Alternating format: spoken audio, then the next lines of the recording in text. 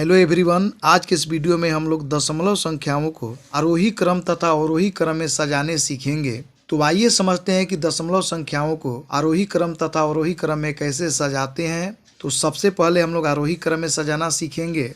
आरोही क्रम को इंग्लिश में असेंडिंग ऑर्डर कहते हैं।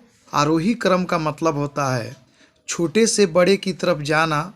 आरोही क्रम में सजाने के लिए सबसे पहले छोटी संख्या लिखते हैं, इसके बाद उससे बड़ी संख्या लिखते हैं, इसके बाद उससे बड़ी संख्या लिखते हैं और लास्ट में सबसे बड़ी संख्या लिखते हैं। यहाँ पर मैंने एक प्रश्न लिया है जिसे आरोही क्रम यानी कि असेंडिंग ऑर्डर में सजाना है। तो सबसे पहले आपको करना क्या है, इसे भिन्न के रूप में बदलना है। तो सबसे पहले हम लोग करेंगे क्या, 56 को ज्यों का त्यों लिखेंगे और दशमलव के बाद एक अंक है तो दशमलव के लिए 1 लिखेंगे और दशमलव के बाद एक अंक है तो यहाँ पर 1 शून्य दे देंगे। फिर यहाँ पर 506 लिखेंगे, फिर बटे में दशमलव के लिए 1 लिखेंगे, दशमलव के बाद 2 अंक है तो यहाँ पर 2 शून्य देंगे।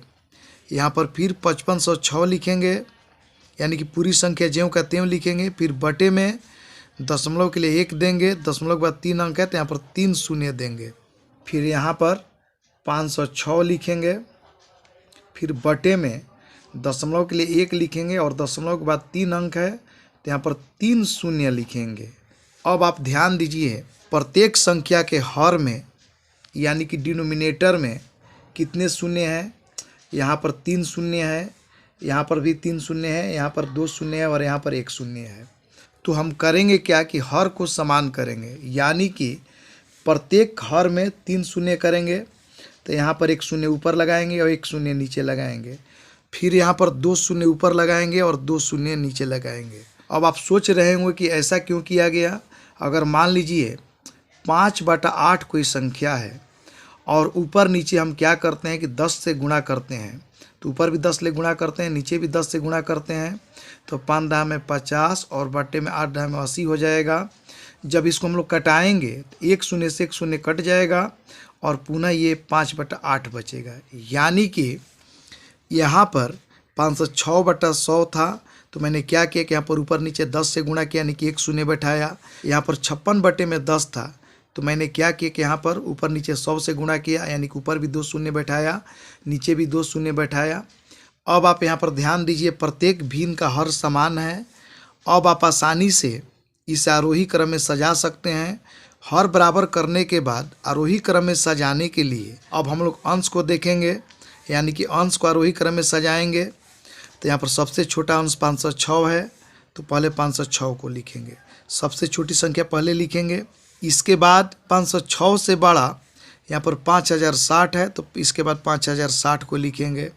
उससे बड़ा 5506 है तो यहाँ पर 5506 को लिखेंगे और सबसे बड़ा 5600 है तो यहाँ पर 5600 लिखेंगे। अब आप ध्यान देंगे 506 जो है 506/1000 वाली संख्या से लिया गया है, यानी कि 0.506 जो है सबसे छोटी भिन्न है। उससे बड़ी भिन्न 5060 यानी कि 5060 यानी कि 5.06 है। उससे बड़ी भिन्न यहाँ पर 5506 है यानी कि 5.506 है और सबसे बड़ी भिन्न यहाँ पर 5600 है यानी कि 5.6 है। यानी कि जब हम लोग 5.6, 5.06, 5.506 तथा 0.506 को आरोही क्रम में सजाएंगे तो इसका क्रम होगा 0.506, 5.06, 5.506, 5.6।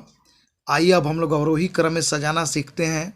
अवरोही क्रम को इंग्लिश में डिसेंडिंग ऑर्डर कहते हैं। अवरोही क्रम का मतलब होता है बड़े से छोटे की तरफ आना, यानी कि अवरोही क्रम में सजाने के लिए सबसे पहले बड़ी संख्या लिखते हैं, इसके बाद उससे छोटी संख्या लिखते हैं, इसके बाद उससे छोटी संख्या लिखते हैं और अंत में सबसे छोटी संख्या लिखते हैं। तो सबसे पहले दी गई संख्याओं को भिन्न के रूप में बदलेंगे, यानी कि दशमलव को हटाएंगे तो यहाँ पर इसे लिखेंगे 3, फिर बटा का चिन्ह देंगे, यहाँ पर दशमलव के लिए 1 देंगे और दशमलव के बाद एक अंक है तो यहाँ पर 1 शून्य देंगे।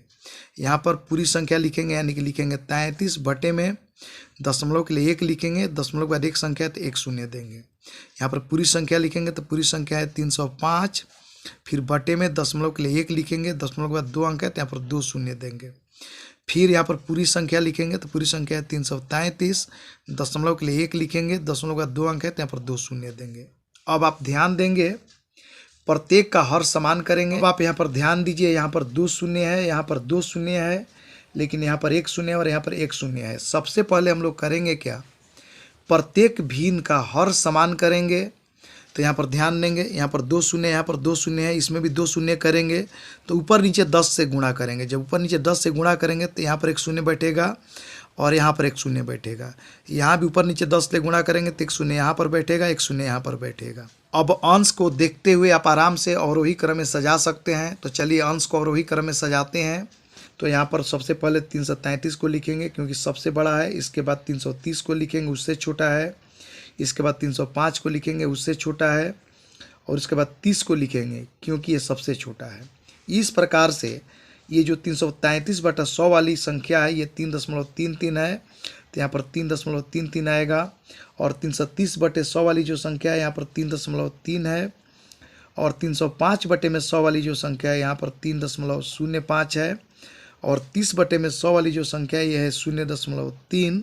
इस प्रकार से जब हम लोग 0.3, 3.3, 3.05 तथा 3.33 को अवरोही क्रम में सजाएंगे तो इसका क्रम होगा 3.33, 3.3, 3.05 तथा 0.3।